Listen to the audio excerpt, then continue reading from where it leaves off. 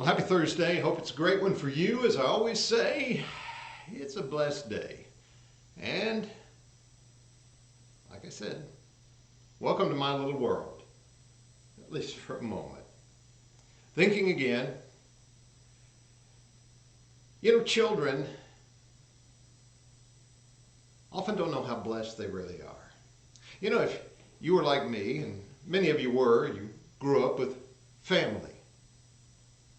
Maybe you even had two parents who loved you dearly. They disciplined you, they corrected you, they gave to you, they supported you, all the things that go into the love of a parent and a family towards a child, a family member.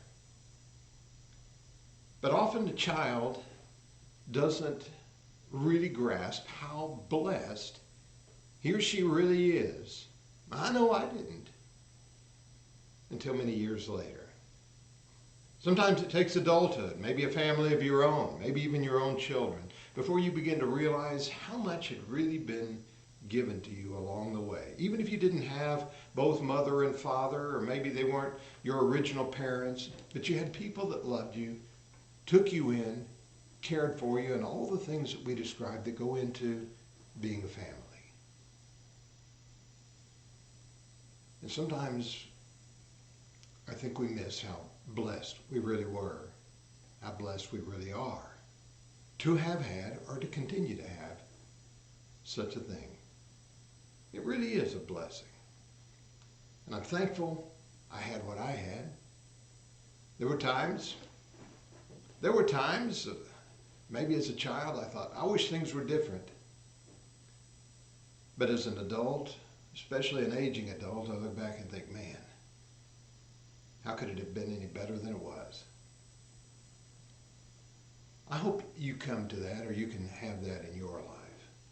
Some of you I know didn't come to this point in life with having all of that. But maybe you see still how blessed it is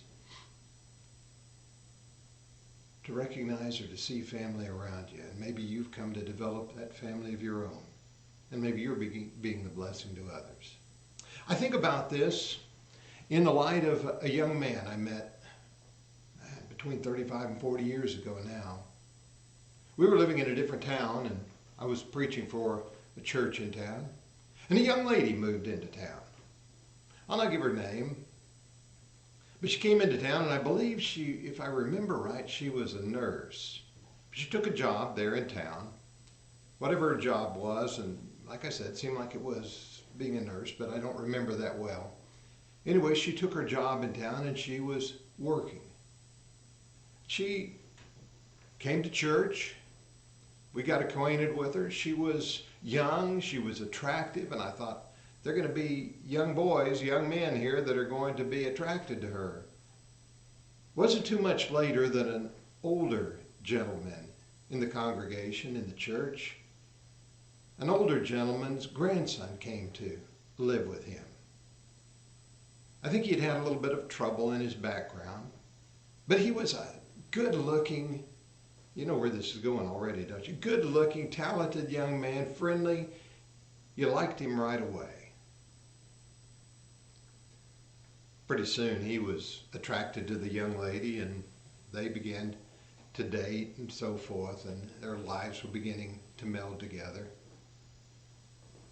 But one thing was missing in his life. He wasn't really that interested in church. He loved people and excited, but he just didn't seem to grab hold of it. I sat down and studied the Bible with him. There were others that did as well. Stopped by and visited their place after they got married and so forth. It didn't take very long to realize, as they were developing their relationship, that something was missing there.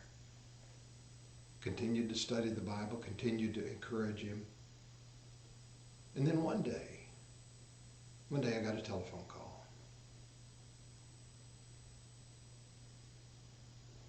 We met at the church building. He wanted to be baptized. We met, and others met with us. And it was a great day. It was exciting. And I was fortunate enough to be able to be the person who actually did the baptizing. But the thing that struck me, and I've told it so many times, is we came out of the water that day. He realized something that a lot of people don't realize, at least to that level. As we came out of that baptistry, out of that water, and we started up the steps to the next level, he stopped about halfway up and the few steps, and he turns around and he's soaking wet, and he throws his arms around me, and he said, I just couldn't believe it. And I didn't know what he was talking about. I just couldn't believe that he could love me and forgive me. The thing that had been standing in his way, and the reason he had been hesitant to become a Christian, was he saw in his life things that he didn't think God, or he thought God couldn't or wouldn't forgive. But somewhere along the line, he came to that realization that he does, and his life changed. And I thought about him so many times. And I've been in the water with a lot of people.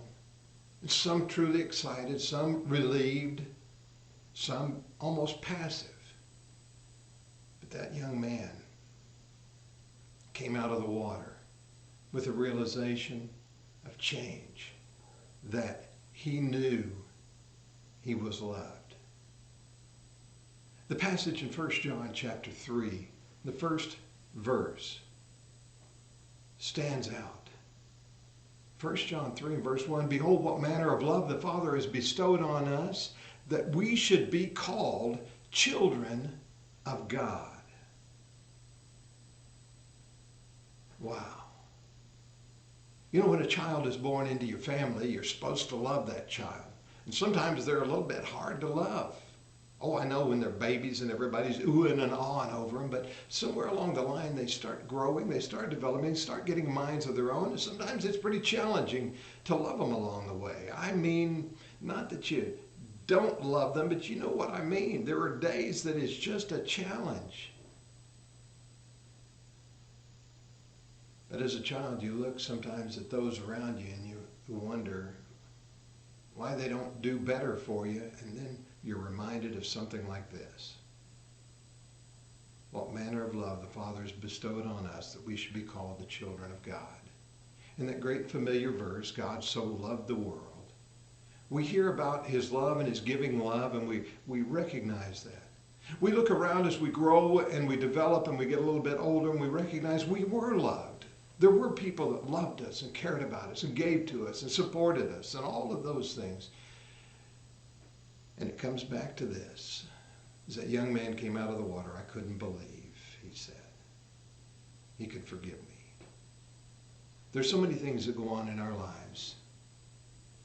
The good, the bad, the mistakes we make, the challenges we fail, the good things that come along our way, and we do. And it all wraps up into it. And John reminds us, it's a blessed love to be able to be called a child of God.